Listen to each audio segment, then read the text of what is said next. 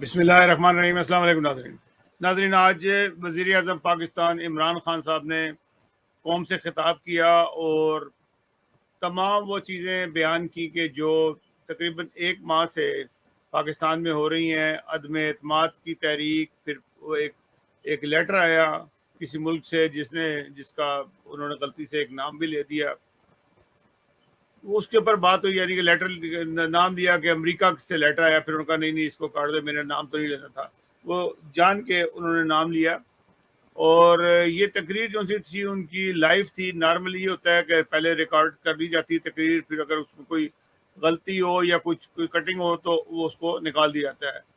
عمران خان بھی سمجھتے تھے کہ شاید یہ میری وزارت عظمیٰ کی آخری تقریر ہے اس ٹور کی، آئندہ بھی ہو سکتا ہے وزیر اعظم بنے، لیکن اس ٹائم کی جو آخری تقریر ہے، اور انہوں نے اس کو لائیو کیا۔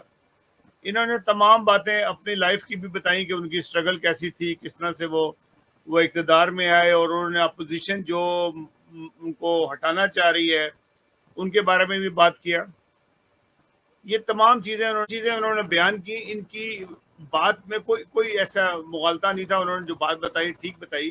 ان کی سٹرگل بہت زبردست تھی، کرکٹر وہ بہت زبردست تھی، ایک ہمت بھی تھی اور ہمت کرتے تھے۔ انہوں نے کہا کہ میں نے آخری گیم بال تک کھیلنا ہے، اور انہوں نے کہا کہ سنڈے کو بحث ہونی ہے اس عدم اعتماد میں، اور اس کے بعد ووٹنگ ہوگی۔ ووٹنگ میں کیا ہوتا ہے جو بھی ہوگا دیکھا جائے گا۔ اور انہوں نے کہا کہ میں ہار ماننے والا نہیں ہوں، یعنی کہ انہوں نے کہا کہ میں کسی صورت میں بھی استعفیٰ نہیں دوں گا، ہار ماننے والا نہیں ہوں۔ لگتا ایسا ہے کہ کوئی نہ کوئی گیم بنے گی۔ انہوں نے یہ بھی کہا کہ لوگوں کو ایک قسم کا کہا کہ وہ اسمبلی ہال کے گرد کٹھے ہوں، 1,00,000 1,50,000 2,00,000 آدمی اگر آ جائیں وہاں پہ بھی آ جائیں تو ایک پریشر بھی ڈلتا ہے اور لوگوں کا رجحان بھی ہوتا ہے۔ جیسے کہ ان کے تقریر کے بعد لوگوں سے جب بات ہوئی تو لوگوں نے کافی زیادہ کچھ رنجیدہ بھی تھے کہ عمران خان صاحب جو سے اس وقت بے بس ہیں، اور عمران خان کو کبھی بھی اتنا ہم نے کمزور نہیں دیکھا جیسا کہ اب نظر آ رہا تھا۔ لوگ پاکستان میں لوگ یہ شاید سوچ رہے ہیں کہ ہم وہاں پہ جائیں، اسمبلی ہال کے باہر جائیں اور وہاں احتجاج کریں ان لوگوں کے خلاف، جو لوگ ان کے خلاف امریکہ کے کہنے پہ آ کے یا بیرونی لوگوں کے کہنے پہ آ کے پیسہ کھا کے بدلے ہیں۔ انہوں نے عمران خان صاحب نے یہ بھی کہا کہ میں دیکھنا چاہتا ہوں اس دن کہ کون سے لوگ اپنے ضمیر بیچ کے جو ان سے وہاں جا رہے ہیں۔ انہوں نے پھر سارا اپنے روس کے دورے کے اوپر، جس کے اوپر وہ لیٹر آیا ہے کہ تم نے روس کا دورہ اپنی ذاتی خواہش کے اوپر کیا ہے، اس کے اوپر بات کی۔ انہوں نے کہا کہ یہ ذاتی دورہ میری خواہش پہ نہیں تھا، حکومت کی پالیسی تھی، ہم آزاد خارجہ پالیسی رکھنا چاہتے تھے۔ ہم رشیا سے بھی، چائنا سے بھی، امریکہ سے بھی، یورپ سے بھی، تمام سے ایک جیسے تعلقات رکھنا چاہتے ہیں۔ ہم کسی کے ساتھ بھی یہ نہیں کہ ایک طرفہ ہو۔ ہاں ایک بات یہ طے ہے کہ ہم کسی کی جنگ نہیں لڑیں گے۔ ہم نے ایک جنگ جو جنگیں لڑی ہیں، جیسے افغانستان کی وار میں ضیاء الحق نے ایک جنگ لڑی، امریکہ سے کے لیے جہاد بنایا، 2 نمبر جہاد بنایا اور لوگوں کو اس میں جھونک دیا، اور جس میں قبائلی علاقوں کو ہزاروں نوجوان جو سے ہیں وہ شہید ہوئے اور ہلاک ہوئے۔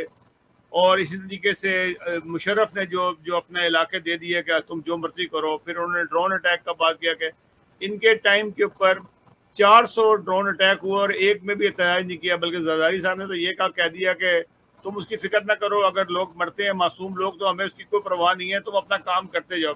تو اس کا بھی ذکر کیا انہوں نے۔ اس طرح سے انہوں نے وہ تمام باتیں کھولی جو جو جو جو جو جو پہلے ہوئی تھی۔ انہوں نے کہا میرا قصور یہ تھا، ایک تو میں کبھی کسی کے آگے جھکتا نہیں ہوں، اس کے اوپر بھی میں بات کروں گا کہ ان کی کچھ ایسی چیزیں ہیں جس کے اوپر مجھے بھی ہے کہ انہوں نے کہا کہ 80,000 کے قریب جو سے ہیں ہمارے لوگ جو سے وہ شہید ہوئے، اور کسی نے ہمارا یہ بھی شکریہ بھی ادا نہیں کیا کہ آپ نے اتنی قربانی دی، بلکہ ہمیں الٹا انہوں نے کہا کہ ہم دہشت گرد ہیں، یہ تک کہہ دیا۔ تو یہ تمام چیزیں سامنے آئیں۔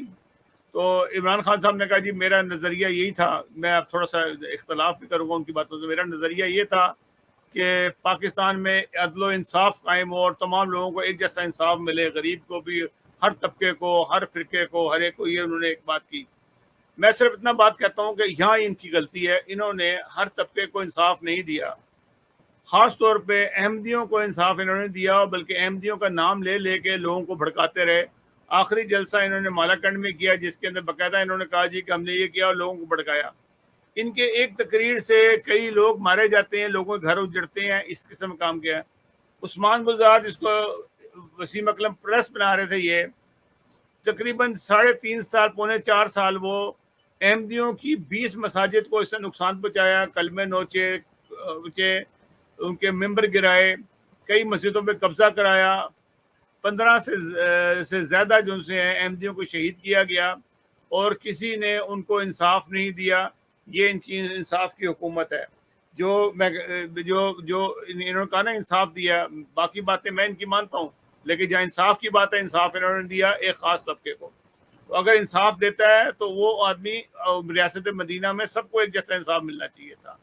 پھر انہوں نے کہتے ہیں کہ میں خدا کے علاوہ کسی کا جھکتا نہیں ہوں، لا الہ الا اللہ کے نام پہ ملک بنا، تمام لوگوں کے سامنے موجود ہے۔ میں اس وقت وہ فوٹو یا ویڈیو آپ کو نہیں دکھانا چاہتا، میں نہیں چاہتا کہ ان کا گراف گرے، لیکن ایک بات غلط ان کی ہوئی ہے، انہوں نے قبر کو سجدہ کیا، خدا کو چھوڑ کے اس قبر کو سجدہ کیا، قبر سے مانگا انہوں نے، خدا کو چھوڑ دیا تھا۔ لا الہ الا اللہ کا تو وہ فلسفہ ہی ختم ہو جاتا ہے جب ایک قبر کو سجدہ کر دیتے ہیں۔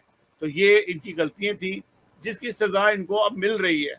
سب سے بڑی غلطی میں سمجھتا ہوں یہی ہے کہ خدا کو چھوڑ کے ایک قبر کو سجدہ کیا جو ہے۔ انہوں نے جو تقریر کی آج میں آپ کو تھوڑا سا خلاصہ اس کا دکھاتا ہوں، تقریر سناتا ہوں آپ کو، تاکہ آپ بھی دیکھیں کہ ان کی تقریر کا کیا مقصد ہے۔ اگر کوئی لوگ ان کا ساتھ دینا چاہتے ہیں، یہ وقت جو ہے میں سمجھتا ہوں کہ ان کا ساتھ دینے کا ہے، کیونکہ آنے والے لوگ جو سے ہیں وہ بڑے ظالم لوگ ہیں، اور انہوں نے ظلم تو انہوں نے کیا کرنا ہے، انہوں نے ظلم کے لوٹ مار کرنی ہے، کیونکہ تینوں ہی جو لوگ آ رہے ہیں وہ بھوکے لوگ آ رہے ہیں، یعنی کہ ان کو 3.5 سال 4 سال سے بند کیا ہوا تھا جیسے پنجروں میں، اور اب وہ بھوکے ہیں اور انہوں نے نوچنا ہے اس ملک کو۔ تو اس نوچنے سے بچانے کے لیے تو آپ عمران خان صاحب کا ساتھ دیں، اور یہ بہت ہی ضروری ہے اس وقت۔ تو ناظرین ملاحظہ کیجئے وزیر اعظم پاکستان عمران خان صاحب۔ بسم اللہ الرحمن الرحیم، ایاک نعبد و ایاک نستعین۔ اللہ تیری عبادت کرتے ہیں اور صرف تیرے سے مدد مانگتے ہیں۔ میرے پاکستانیوں، آج میں نے آپ سے بڑی اہم بات کرنی ہے اپنے ملک کے مستقبل کے لیے، اور میں نے یہ فیصلہ کیا کہ یہ میں لائیو کروں گا، یہ ریکارڈڈ نہیں ہے، یہ آپ کے پاس لائیو جائے گی بات۔ اور اس کی وجہ یہ ہے کہ پاکستان ایک اس انگریزی میں کہتے ہیں ڈیفائننگ مومنٹ پہ ہے، ایک فیصلہ کن وقت پہ ہے کہ ہم نے 2 راستے ہمارے سامنے ہیں، ہم نے کون سا راستہ لینا ہے۔ لیکن میں چاہتا ہوں کہ اس سے پہلے یہ میں جو اپنی آپ سے دل کی آج باتیں کروں گا، اس سے پہلے میں صرف اپنی قوم کو بتانا چاہتا ہوں کہ میری طرح کا آدمی پولیٹکس میں آیا کیوں۔ کیونکہ آپ اگر پولیٹیشنز کی زندگی دیکھیں تو ان کو کسی کو بھی کوئی پولیٹکس سے پہلے نہیں جانتا تھا۔ ان کی کوئی بڑے کم ایسے لوگ ہیں جنہوں نے زندگی میں کوئی چیز اچیو بھی کیا ہو۔ قائد اعظم محمد علی جناح بہت بڑے پولیٹیشن تھے، لیکن انہوں نے وہ ایسے تھے کہ سارے ہندوستان کے اندر وہ سب سے بڑے وکیل سمجھے جاتے تھے۔ تو ایک وہ یعنی ان کی حیثیت تھی پولیٹکس پہ آنے سے پہلے۔ لیکن آپ زیادہ تر لوگوں کو دیکھیں تو پولیٹکس میں تو سے پہلے کوئی ان کا نام بھی نہیں جانتا تھا۔ تو میں تو وہ ایک خوش قسمت انسان اللہ کا خاص شکر ادا کرتا ہوں کہ مجھے تو اس نے سب کچھ دے دیا تھا۔ یعنی کوئی بھی شاید ہی کسی کو اتنی شہرت ملے، جتنا میری زندگی میں ضرورت تھی اتنا پیسہ میرے پاس تھا، سب کچھ تھا میرے پاس۔ یعنی آج بھی مجھے کوئی کسی چیز کی ضرورت نہیں ہے، اللہ مجھے سب کچھ دے بیٹھا ہے اور میں اس کا بڑا شکر گزار ہوں۔ دیکھیں، میں پاکستان کی پہلی جنریشن تھا، ہم وہ جنریشن تھے جو پہلے آزاد پاکستان میں پیدا ہوئے تھے۔ پاکستان میرے سے صرف 5 سال بڑا ہے۔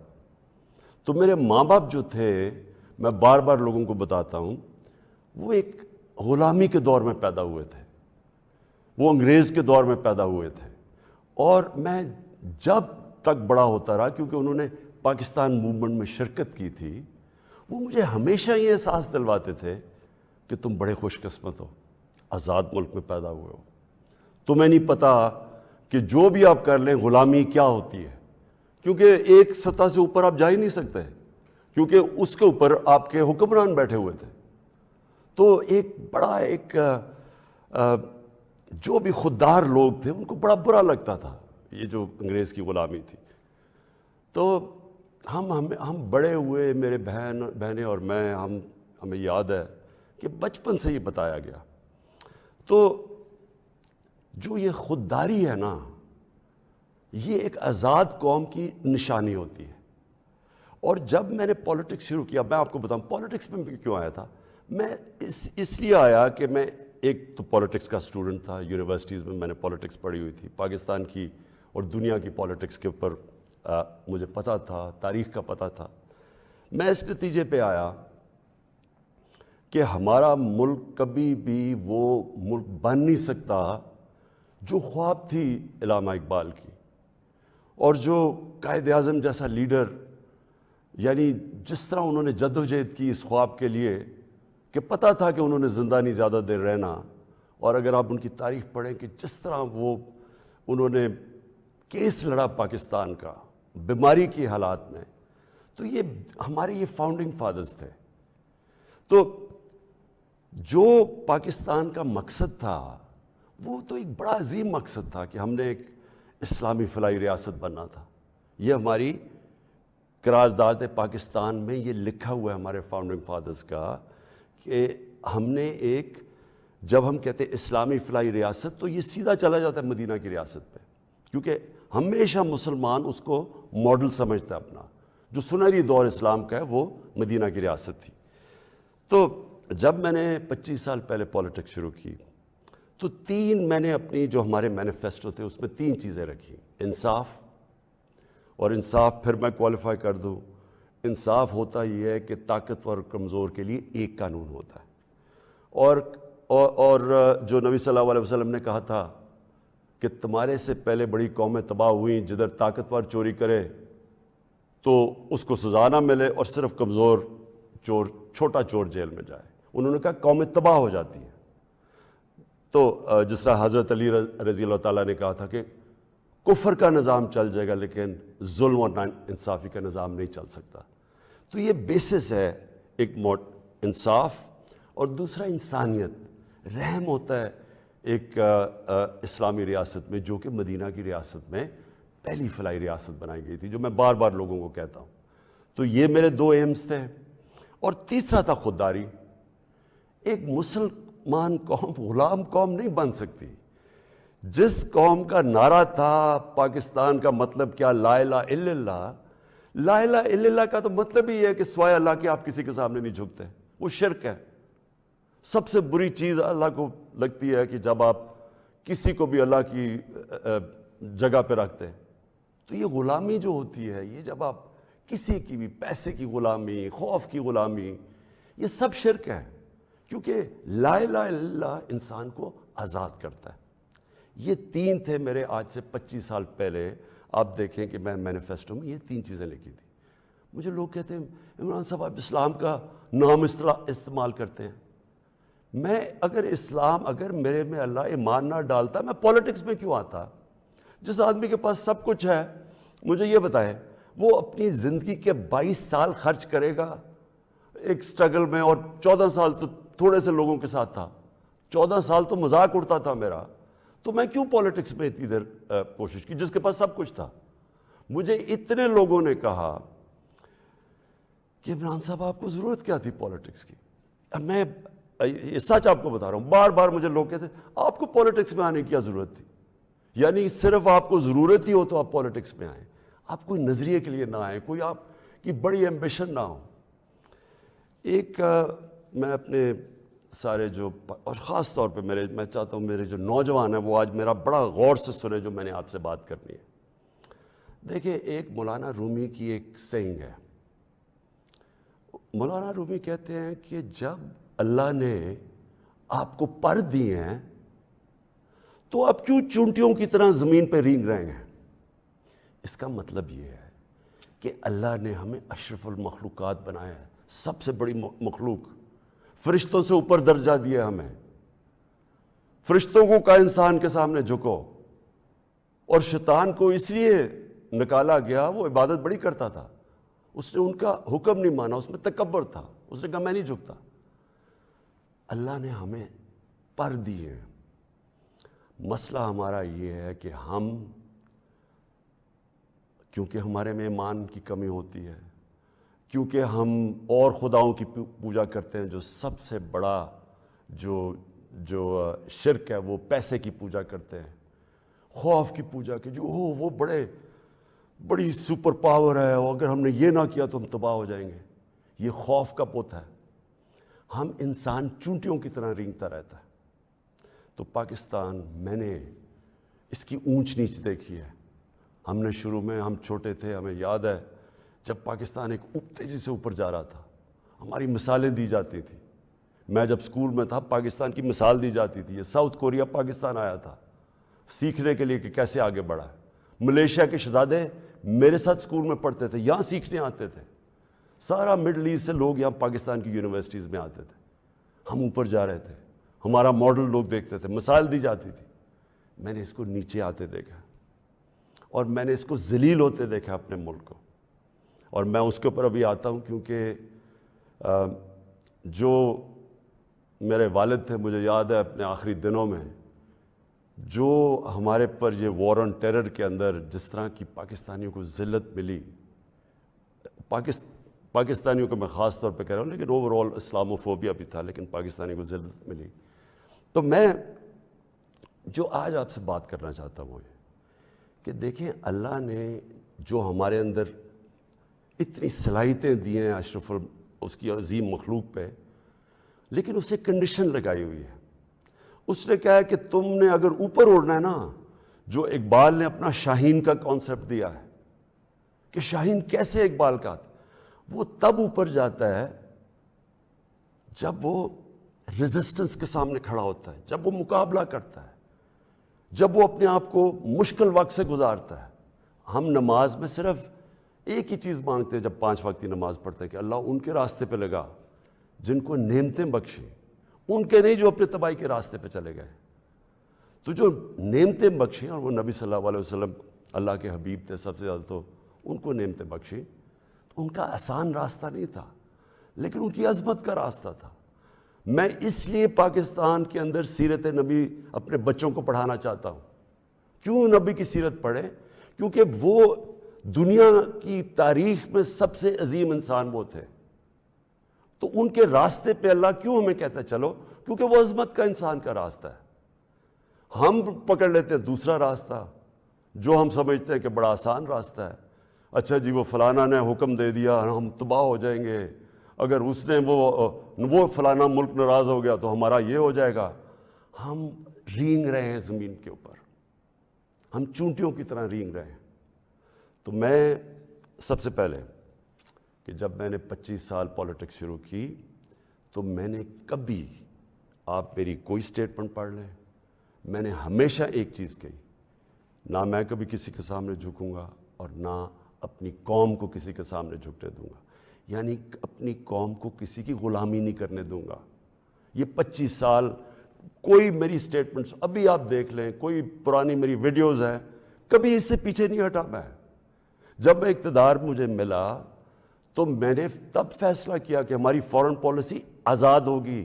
آزاد فورن پالیسی کا مطلب ہوتا ہے کہ وہ فورن پالیسی جو پاکستانیوں کے لیے ہوگی، ہمارے مفادات کے لیے ہوگی۔ اس کا قطعی یہ مطلب نہیں ہے کہ ہم کسی سے دشمنی کریں گے، ہم کسی کو کے خلاف ہوں گے، ہم کوئی اینٹی امریکن ہوں گے یا اینٹی انڈیا ہوگا یا اینٹی یورپین ہوں گے۔ میں تو سب سے پہلے، میں وہ پاکستانی ہوں سب سے زیادہ ہندوستان کے اندر جو جانتے تھے اور جو رسپیکٹ اور میری دوستیاں تھیں، وہ میں پاکستانی تھا کرکٹ کی وجہ سے۔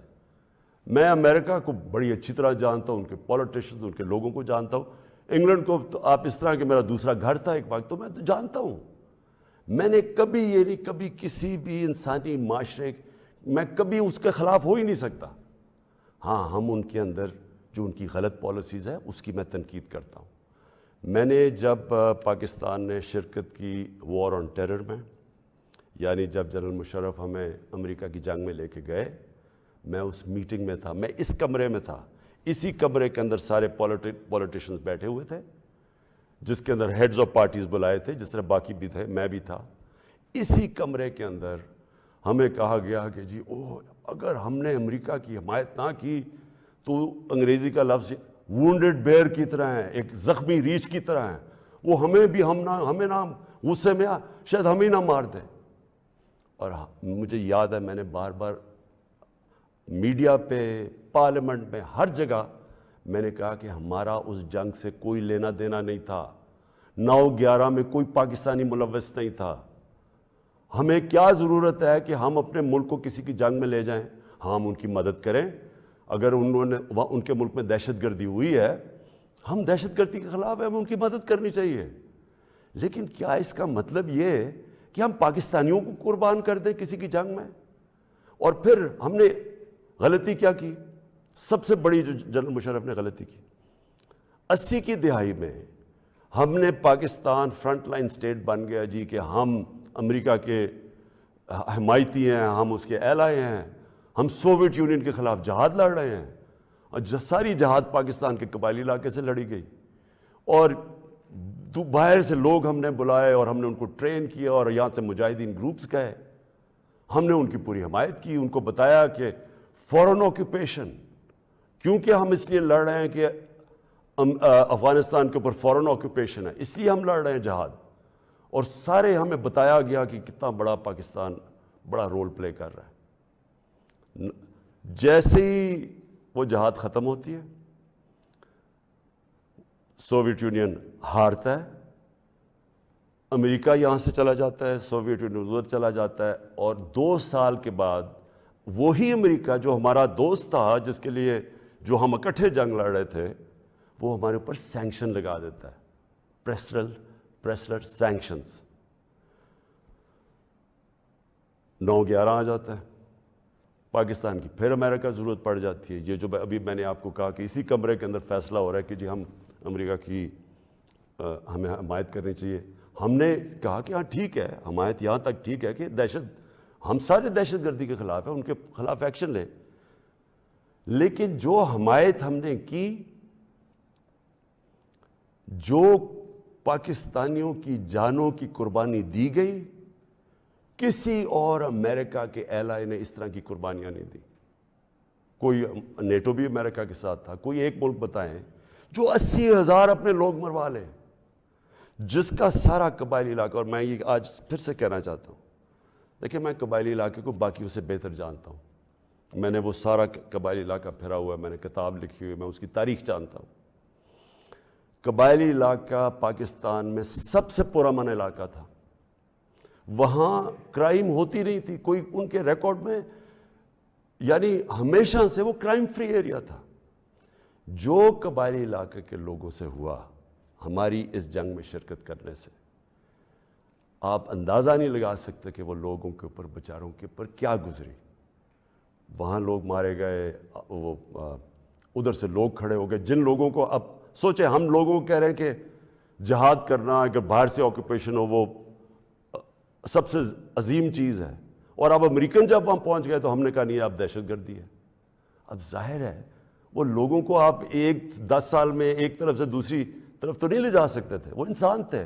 ان کو ہم نے یہ بتایا ہوا تھا کہ یہ جہاد ہے. وہ جب انہوں نے پاکستان کے خلاف شروع ہو گئے، اور وہ جو پرانے جہادی گروپس ٹرین کیے تھے وہ بھی پاکستان کے خلاف ہو گئے. تو اس سے انہوں نے ہمیں کہا کہ ہم کولیبریٹرز ہیں امریکہ کے. جہاں جو پاکستان میں خود کش حملے ہوئے، جو قبائلی علاقہ اجڑا گیا، جو یہاں میں پتہ نہیں کتنے ہسپتالوں میں گیا، میں تو جو لوگ بچ گئے تھے، کسی کی ٹانگیں نہیں ہیں، کوئی چل نہیں سکتا، کسی آنکھیں نہیں ہیں، ہاتھ اڑے ہوئے ہیں. تو اس ساری جو ہم نے جب اس کی اتنی زیادہ قربانیاں دی اپنے ملک کی، اس کا کوئی کریڈٹ ملا پاکستان کو؟ کیا کسی نے کہا کہ آپ نے بڑا زبردست کام کیا، شکریہ پاکستان؟ یہ نہیں ہوا. وہاں سے آوازیں آنی شروع ہو گئیں افغانستان کی ابھی یہ افغانستان آزاد ہونے سے پہلے کی بات کر رہا ہوں میں کہ جی پاکستان کی دوگلی پالیسی کی وجہ سے وہ نہیں جیت سکتے.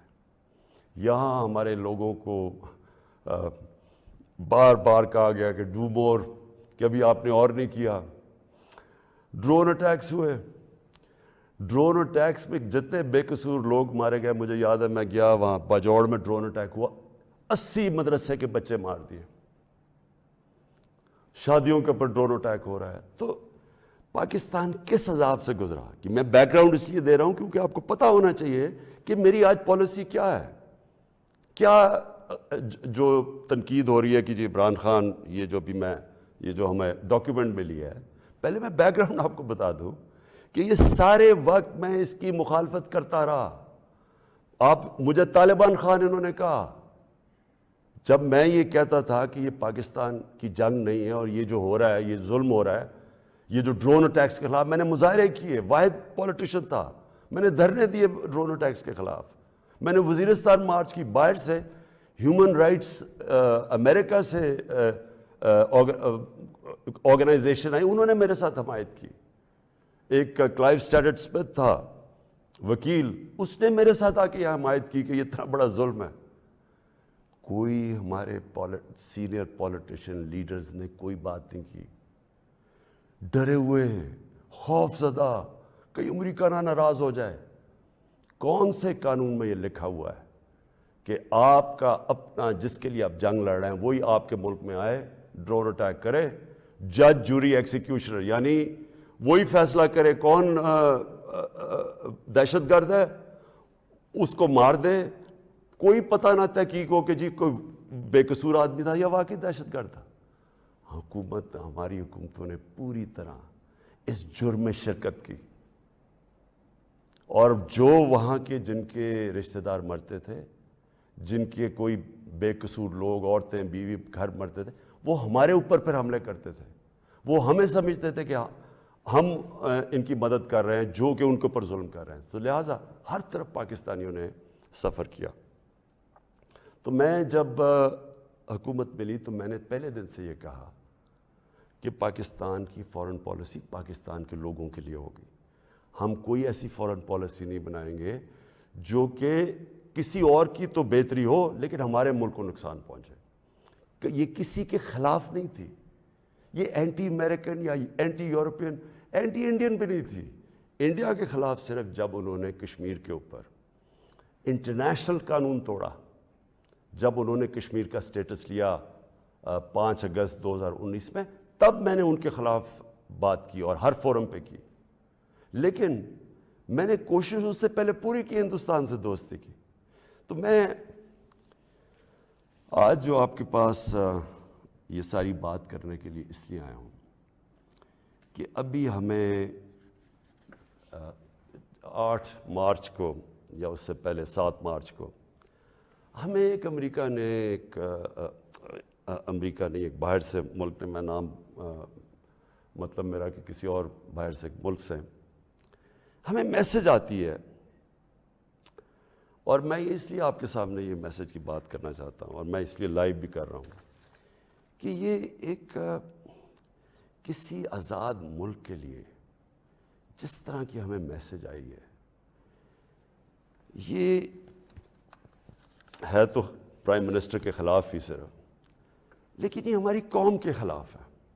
مجھے جو اس سے سب سے زیادہ تکلیف ہے وہ یہ نہیں ہے کہ یہ اس میسج میں واضح یہ لکھا ہوا ہے کہ جناب اگر یہ جو عدم اعتماد، اور ان کو پہلے سے ہی پتہ تھا، ابھی اعتماد یا درج نہیں ہوئی تھی، ان کو پہلے سے ہی پتہ چل گیا کہ عدم اعتماد کی آ رہی ہے پاکستان کے اندر، یہ اپوزیشن رکھنے لگے. تو اس کا مطلب کہ یہ جو ہو رہا تھا یہ پہلے سے ہی ان کے باہر کی لوگوں سے رابطے تھے. اچھا، اس میں پھر مزیدار چیز یہ ہے کہ وہ یہ پاکستان کی قیادت یا پاکستان کی گورنمنٹ کے خلاف نہیں ہے، وہ صرف عمران خان کے لیے. وہ یہ کہتے ہیں کہ ہمیں، اور ایک بہانہ مارتے ہیں کہ ہمیں کیوں غصہ ہے پاکستان پہ، لیکن کہتے ہیں کہ وہ غصہ تب بالکل ٹھیک ہو جائے گا، ہم معاف کر دیں گے پاکستان کو اگر عمران خان یہ عدم اعتماد کی یہ ہار جاتا ہے، یعنی اگر عمران خان چلا جاتا ہے تو پاکستان کو معاف کر دیتے ہیں، لیکن اگر یہ عمران خان کے خلاف فیل ہو جاتی ہے تو پھر پاکستان کو ایک مشکل وقت کا سامنا کرنا پڑے گا۔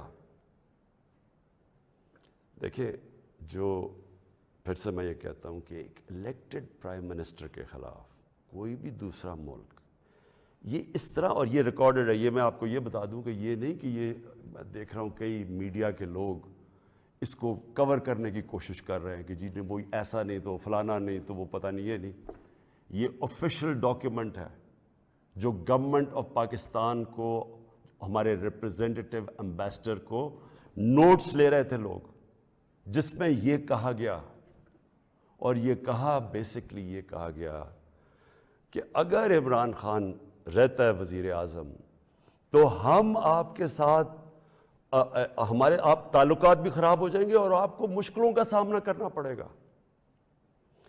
تو میرا سب سے اپنی قوم سے آج یہ سوال ہے کہ کیا یہ ہماری حیثیت ہے؟ 22 کروڑ کے ہم قوم ہیں کہ ہمیں ایک کوئی باہر کا ملک، اور کوئی وجہ بھی نہیں بتا رہا، کوئی اس میں کوئی وجہ نہیں، بس یہ کوئی ایک چیز بتا دی کہ جی وہ عمران خان نے اکیلا کو فیصلہ کیا روس جانے کا، حالانکہ جب رشیا جانے کا فیصلہ تھا اس کے اندر ہماری ساری فورن آفس کی پوری مشاورت تھی، ہماری ساری عسکری قیادت کی مشاورت پوری تھی۔ میں نے بلکہ فورن سیکرٹریز کو اسی کمرے میں بلایا جو پرانے ریٹائرڈ تھے، ان سے ہم مشاورت کر کے گئے، لیکن اس کے اندر لکھا ہوا کہ نہیں، صرف وہ ہمارا ایمبیسڈر ان کو بتا رہا ہے کہ نہیں یہ مشاورت سے، اس نے کہا نہیں یہ صرف عمران خان کی وجہ سے گیا۔ اور پھر انہوں نے یہ جو باقی لکھا کہ اگر جب تک وہ ہے تو ہمارے تعلقات اچھے نہیں ہو سکتے۔ اب میرا سوال یہ ہے کہ وہ اصل میں یہ کہہ رہے ہیں کہ یہ جب جائے گا تو جو باقی جو آئیں گے واپس، جو دوسرے عمران خان کی جگہ آئیں گے، ان سے ہمیں کوئی مسئلہ نہیں ہے۔ تو میں اصل اپنی قوم کے سامنے یہ چیز رکھنا چاہتا ہوں، میرا یہ جو آج آپ سے بات چیت کرنے کا ہے، یہ تو نہیں ہے کہ کوئی باہر سے ایک ملک چلے یہ کہہ دے کہ ہاں جی ہمیں نہیں پسند آپ کی فورن پالیسی، پتہ نہیں کوئی وجہ کیا بتا رہا ہے کہ جی آپ روس چلے گئے، وہ تو اور یورپین لیڈرز بھی روس چلے گئے تھے، لیکن خاص پاکستان کو کہ آپ کیوں چلے گئے ہیں، جس طرح کہ ہم کوئی ان کے نوکر ہیں۔ لیکن جو اس میں سب سے ڈسٹربنگ چیز کیا ہے کہ ان کے رابطے ان لوگوں سے ہیں جن کے ذریعے یہ ساری سازش ہوئی ہے، جو یہاں بیٹھے ہوئے ہیں۔ اور یہاں کون بیٹھے ہوئے ہیں؟ 3 اسٹوجز۔ اسٹوجز کا مطلب ہوتا ہے جو کہ بڑے وفادار غلام ہوتے ہیں۔ یہ وہ لوگ ہیں، اب یہ ذرا سن لیں کہ یہ چاہ کیا رہے ہیں۔ یہ چاہ یہ رہے ہیں کہ عمران خان جائے، لیکن اگر یہ آ جائیں واپس، یہ جو ابھی جنہوں نے عدم اعتماد کیا ہوا ہے، تو پھر سب ٹھیک ہو جائے گا۔ تو سب سے پہلا میرا سوال یہ ہے کہ کیا یہ اپنے ملک کے اندر اجازت دیں گے کسی کو قیادت میں آنے کے لیے جن کے اوپر نیب کے کیسز ہوں، جن کے اوپر اربوں روپے کے کیسز ان کی عدالتوں میں ہوں، وہ جو کہ ایک مجرم ڈکلیئر کر دیا گیا پاکستان کی عدالت نے، جو کہ جھوٹ بول کے بھاگا ہوا ہے؟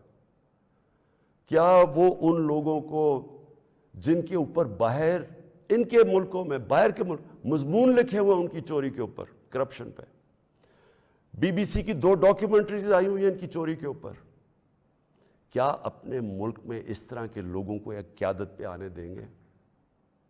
اور اگر اپنے ملک میں اتنی سی جھوٹ بولنے پہ یہ نکال دیتے ہیں ایک پرائم منسٹر کو، ہیرلڈ میک ملن تھا، جھوٹ بولنے میں اس کو نکال دیا، چھوٹی چھوٹی چیزوں کے اوپر وہ اتنا اپنے لوگوں کا، ان کا جو اخلاقی معیار ہے وہ اس سطح پہ ہے، چھوٹی سی چیز پہ وہ نکال دیتے ہیں۔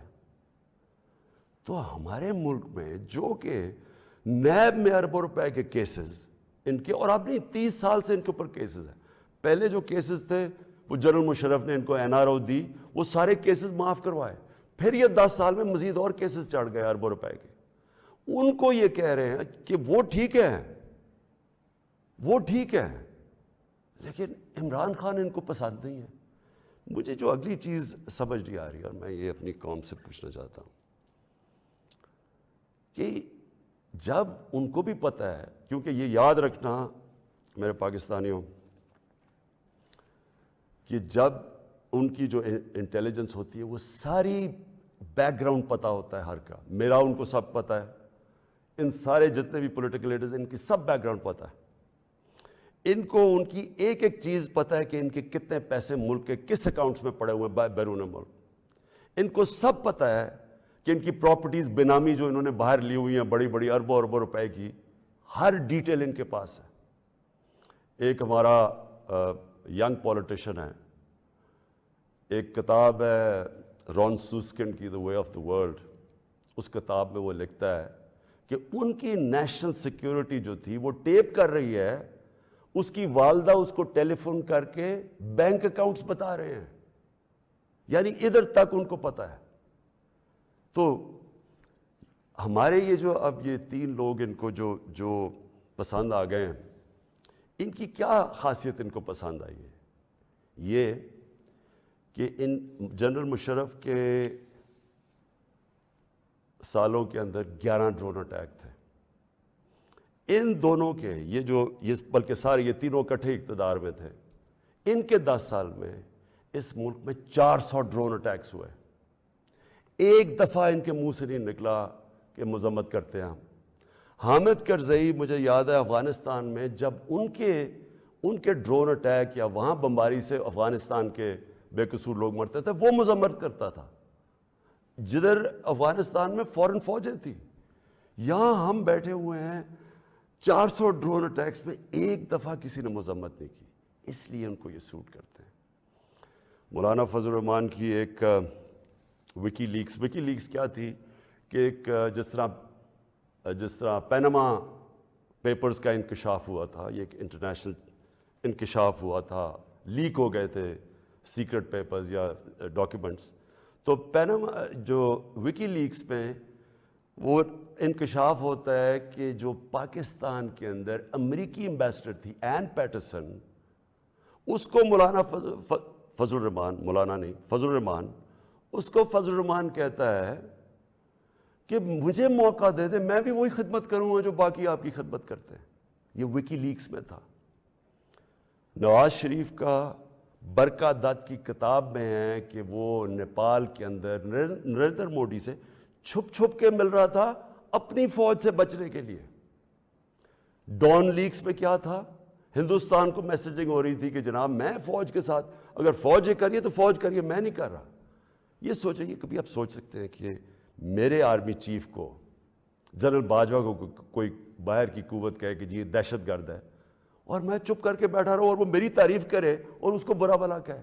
جنرل راحیل شریف کو نریندر مودی دہشت گرد کہہ رہا تھا، دہشت گرد کا چیف، اور نواز شریف سے دوستی تھی اور شادیوں پہ انویٹیشن تھی۔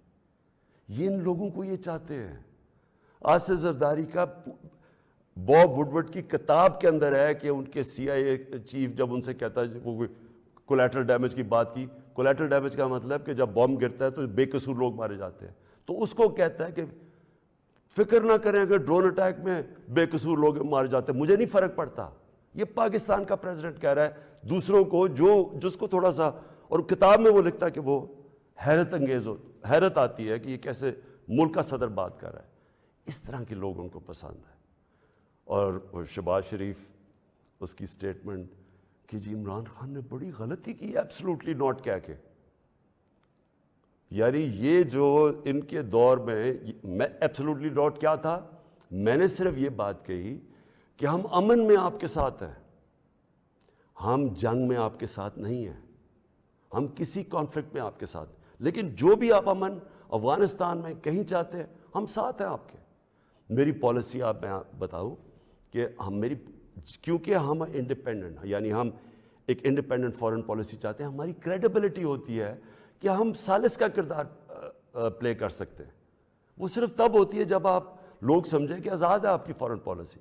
جب لوگ پہلے سے ہی سمجھتے ہیں کہ جی جدھر سے حکم آئے گا آپ نے وہی کرنا ہے، آپ کو اتنی بھی شرم نہیں ہے کہ آپ کے ملک میں بمباری کر رہا ہے آپ کا دوست اور آپ کے لوگ مرے اور آپ اس کو نہیں کچھ کہہ سکتے، کس نے آپ کی کیا کریڈیبلٹی ہو رہی ہے؟ اور دنیا نے کیا عزت کرنی ہے آپ نے؟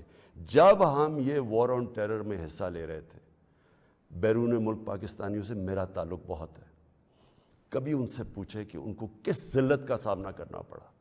ایئرپورٹس کے اوپر ان سے کیا ہوتا تھا، پکڑ پکڑ کے ان کو ڈیٹین کر دیتے تھے. عام بے قصور لوگوں کو پکڑ کے پاکستانی کو جیل میں ڈال دیتے تھے باہر کی ملکوں، جبکہ یہاں ہم ان کے لیے جنگ لڑ رہے ہیں. باہر پاکستانی دشمن بنے ہوئے ہیں. کبھی کسی سے پوچھے کہ ان بیچاروں سے کیا، کتنے پاکستانیوں کو جیلوں میں ڈالا گیا، کسی نے کوئی بات کی، کسی نے ان کے لیے سٹینڈ لیا. تو میں جب یہ فوراً، میں کسی کے اگینسٹ نہیں بات کرتا، میں صرف یہ کہتا ہوں کہ میری جو سب سے بڑی ذمہ داری ہے وہ میرے 22 کروڑ لوگ ہیں، میں ان کے لیے فورن پالیسی بناؤں گا. تو یہ جو شہباز شریف کہتے ہیں ایبسلوٹلی ناٹ، میں نے نہیں کہنا تھا، کیونکہ آپ کا تو پاور میں آنے میں مقصد ہی کچھ اور ہے. آپ نے کب پاکستانیوں کے لیے سٹینڈ لیا؟ بتائے کتنی دفعہ یہ جب بمباری ہو رہی تھی آپ کے منہ سے آواز نکلی، اور آپ کے بھائی صاحب کبھی بات کر ہی نہیں سکتے کیونکہ آپ کے سارے جو اربوں روپے سب پتہ ہے ان کو کدھر پڑے ہوئے ہیں. اور دوسری چیز یہ کہا کہ جی یہ جو ڈاکیومنٹ ہے یہ ٹھیک ہی نہیں ہے، اگر یہ ٹھیک ہو جاتی تو آپ ہمارے ساتھ آ جاتے. تو آج نیشنل سیکیورٹی پارلیمنٹ کی کمیٹی کے اندر جب رکھی گئی، کیوں نہیں آپ نے آ کے دیکھی؟ ہم نے یہ ڈاکیومنٹ، پہلے لوگوں نے کہا کہ نہیں جی یہ ٹھیک نہیں، یہ مذاق اڑایا گیا، جی جعلی ہے. پہلے میں نے کیبنٹ میں رکھی، ساری کیبنٹ کو بتایا گیا، منٹس کیبنٹس کے بنے کیونکہ سب سے ٹاپ فورم پاکستان کا وہ ہے. اس کے بعد نیشنل سیکیورٹی کونسل کی میٹنگ کی، میں نے سارے اپنے سروس چیف سب کے سامنے رکھی وہ ڈاکیومنٹ. اس کے بعد یہ پارلیمنٹ کی کمیٹی کے اندر لے کے گیا اور سینئر جرنلسٹ کو ہم نے بتایا، صرف یہ کہنے کے لیے کہ یہ کوئی ڈاکیومنٹ کوئی پبلک کو یعنی اکسانے کی بات نہیں ہے.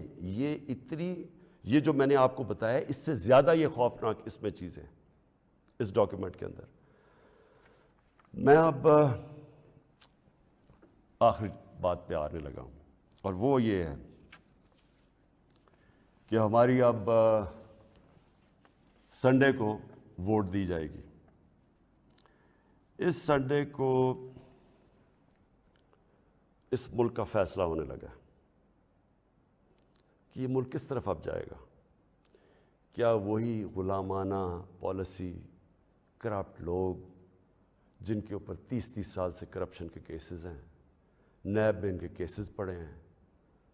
بدقسمتی سے کوئی اور ملک ہوتا جس کے اندر یہ انصاف کا نظام زیادہ طاقتور کو قانون کے نیچے لانے جن کی صلاحیت ہے، اور جو بھی خوشحال ملک ہیں دنیا میں، جو بھی جن ملکوں کے اندر غربت نہیں ہے، خوشحالی ہے، جو پروگریس کر چکے ہیں، ترقی یافتہ ملک ہیں، ان سارے ملکوں کی ایک چیز آپ کو کامن ملے گی کہ طاقتور مجرم کو ان کی صلاحیت ہوتی ہے قانون کے نیچے لانے کی. ہمارا ابھی تک انصاف کے نظام میں وہ صلاحیت نہیں ہے. یہ ہماری بڑی بدقسمتی ہے کہ اربوں روپے کے ان کے پاس کیسز ہیں، کچھ نہیں ہو رہا. تو کیا قوم ان کو پھر جو 30 سال سے کہہ رہے ہیں، اچھا کہہ رہے جی عمران خان نے ملک بڑا خراب، آج کیوں یہ سارا کر رہے ڈرامہ عمران خان نے ملک خراب کر دیا؟ عمران خان تو ابھی 3.5 سال ہوئے، 30 سال سے تو آپ باریاں لے رہے ہیں اس ملک کے اوپر. تو یہ اگر ملک خراب تھا، یہ اگر حالات برے تھے تو یہ کیا 3.5 سال میں ہو گئے ہیں؟ اور میں چیلنج کرتا ہوں کہ 3.5 سال میں جو ہم نے کیا ہے کسی بھی فورم، انڈیپینڈنٹ ماہرین کو آپ بٹھائے ان سے پوچھیں، میں چیلنج کرتا ہوں کہ 3.5 سال میں جو پاکستان میں ہوا ہے کہ ان کے کسی دور میں نہیں ہوا. تو یہ جو اب سارے اکٹھے ہیں، یہ اب قوم نے فیصلہ کرنا ہے کہ کیا یہ جو ووٹ ہونی ہے سنڈے کو، اس میں کون کدھر جائے گا. مجھے لوگوں نے کسی نے کہا جی وہ عمران خان آپ ریزائن کر دیں. میں ریزائن کر دوں؟ میں جو میرے ساتھ کرکٹ کھیلتے تھے وہ ساری دنیا 20 سال جو میں کھیلی ہے، آخری گیند تک میں مقابلہ کرتا ہوں. میں کبھی ہار زندگی میں نہیں مانی. میں تو ووٹ کا جو بھی رزلٹ ہو جائے آپ دیکھیں گے کہ میں تو اس کے بعد اور زیادہ تکڑا ہو کے سامنے آؤں گا جو بھی رزلٹ ہو. لیکن میں یہ دیکھنا چاہتا ہوں اس دن، یہ میں چاہتا ہوں میری ساری قوم دیکھے کہ کون جا کے اپنے ضمیر کا سودا کرے گا وہاں. اگر کوئی یہ کسی کو کہنے کی کوشش کر رہا ہے نا کہ جی ہمیں ایک دم پتہ چلا کہ عمران خان تو یہ تو بہت ہی نااہل یا برا تھا، آپ کو ریزائن کرنا چاہیے تھا. ہم جمہوریت کے اندر لوگ ریزائن کرتے ہیں. لوگ تب نہیں کرتے کہ جب آپ دیکھیں کہ 20-25 کروڑ روپے آپ کو آفر ہو رہا ہے اور آپ چلے جائیں، اور وہ پیسہ جو پہلی چوری کا پیسہ جس سے خریدا جا رہا ہے لوگوں کو، ساری قوم کے سامنے یہ ہو رہا ہے. وہ جگہ بنی ہوئی ہیں جدھر میریٹ کے اندر یا سندھ ہاؤس کے اندر یہ تماشا چل رہا ہے ساری قوم کے سامنے. میں تو یہ پوچھنا چاہتا ہوں کہ ہمارے نوجوانوں کو ہم آج کیا سبق دے رہے ہیں؟ ہم کیا ان کو بتا رہے ہیں کہ یہ ہمارے جو پبلک ریپرزینٹیٹیو ہیں ان کی قیمتیں لگی ہوئی ہیں؟ یہ ساری قوم کے سامنے ہو رہا ہے، یہ کوئی چھپی بات نہیں ہے.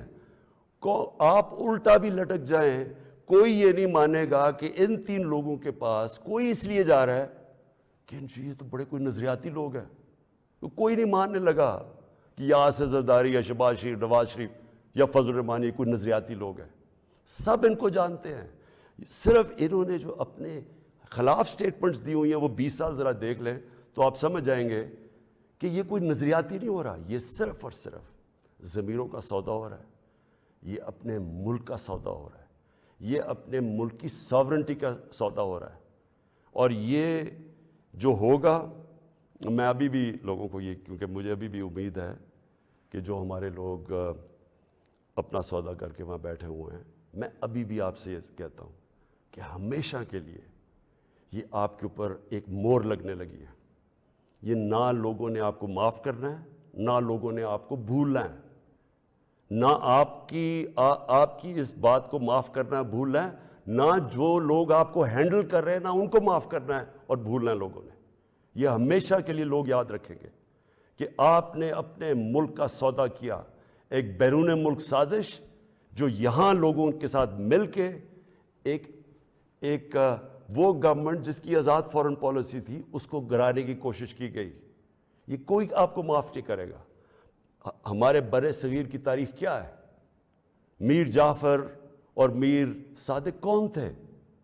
یہ وہ لوگ تھے جنہوں نے انگریزوں کے ساتھ مل کے